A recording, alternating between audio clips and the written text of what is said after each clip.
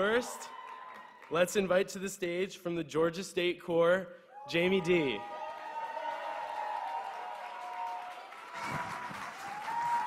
Thank you. I appreciate you.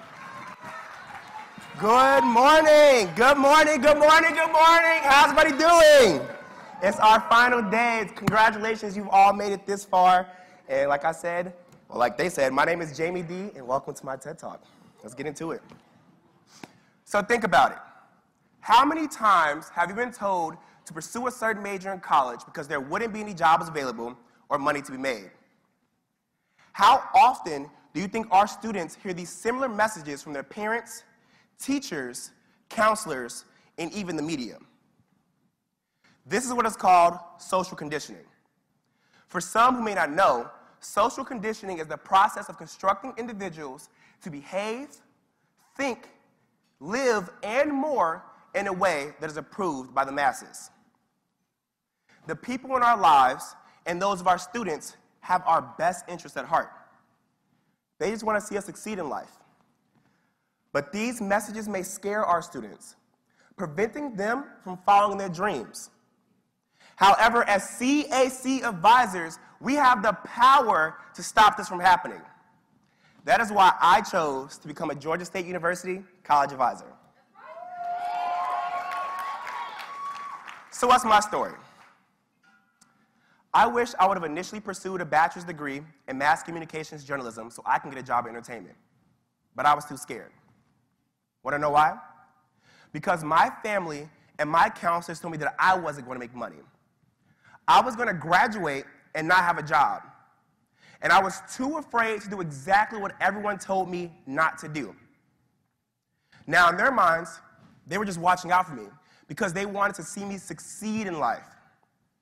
However, nobody understands that this is the part of our lives where social conditioning stops us from doing what we want because we are molded to believe that we must live in the safety net where everything is so-called guaranteed.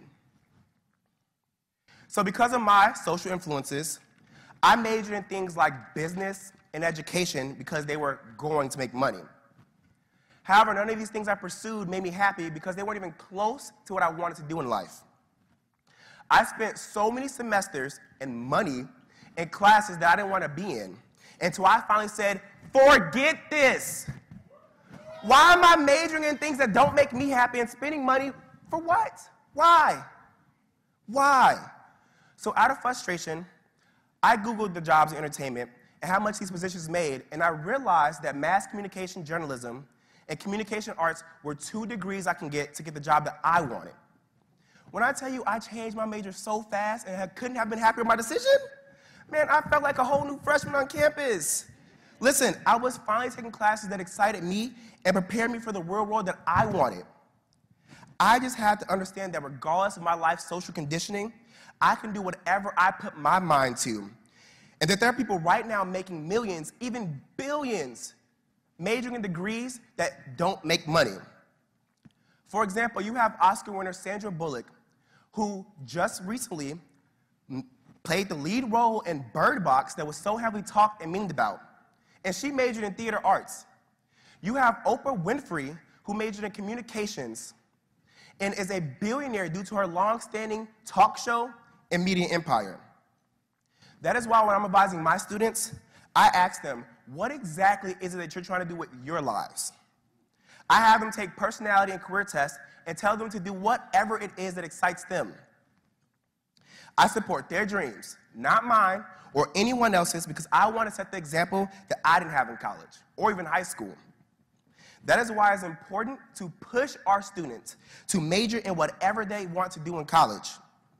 It's our job to set them up for success, but more importantly, we must set them up for their success. Yes, they may struggle, but so does everybody else in the world.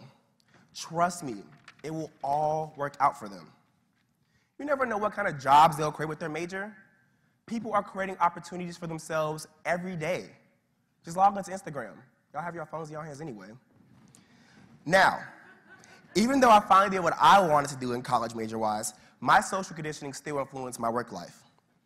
When I was getting ready to graduate, I went back to my family and college advisors and said, hey, look, I want to be an entertainment personality and actor. What do? They told me, get a plan B job, just in case it doesn't work out.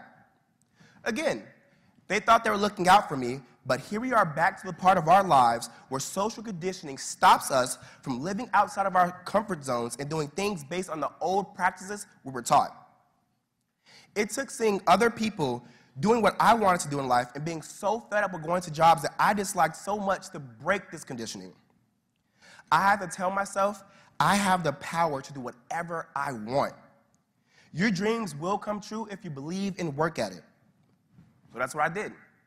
I picked my stuff up, moved to Atlanta, and chased my dream of becoming an actor and entertainment personality. I took that leap of faith, and now you can watch me as the principal, co-star, supporting characters, and more on TV shows and movies like TV One's Fatal Attraction and Atlanta Homicide, Oxygen's Killer's Couples, Netflix's Stepsisters, just name a few. Thank you. Because I was fine doing what I wanted to do in my career, I knew I needed to give back to people who were just like me going through similar struggles. And that's how my career journey led me to an unexpected opportunity: advising high school students. When I saw a job opening to be a Georgia State University college advisor, I jumped right on it. I aim to be a way to show students the steps they need to obtain the career that they want and the majors they want. I want to be a positive example for my students while also being an unbiased support system. You can do this for your students too. Push them to start that business, create that YouTube, fundraise that money, and put in that work. They only have one life, so don't have them wasted doing things that they don't want to do. Let them know they may take a pay cut. They may not get the blessings they want from people, and they may not have that support system, but later in life, they will. Everything work out for them. You just have to let them know what? I believe in you. Thank you, thank you. Like Kevin Ingo, a motivational speaker, once said, if you don't make the time to work on creating the life you want, you're eventually going to be forced to spend a lot of time dealing with the life that you don't want. So let's encourage our students to live the lives that make them happy, so that they can eventually join the fight in breaking through these social conditioning messages that force us to find the approval from the masses. The unclear and unregulated past thoughts and rules that we have been conditioned to believe in weren't put into place for us to be great, but to be boxed in and controlled. Our students don't have to live that way. So we need to make them believe that they can do exactly what they want in life as long as they're not hurting others in the process. That means we must push them to major in what excites them and chase after that dream job at all costs. Tell them that they can do it because they deserve it. Nothing is more amazing than someone who does exactly what they wanted to do and come out successful. Thank you.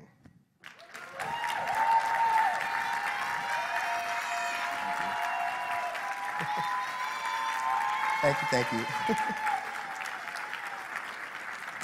Thank you, everybody. Thank you so much. Now for our final TED Talk of the evening, well, of the day, actually. Please give us a warm welcome to Danielle Nicholson, who was an e-advisor in Chapel Hill.